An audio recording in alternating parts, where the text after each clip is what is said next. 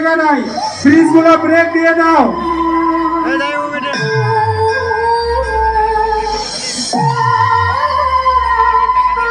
আমাদের স্বেচ্ছাসেবক বাইরে ফ্রিজ গুলো ব্লক করে দাও, ভিতরে আর জায়গা নাই।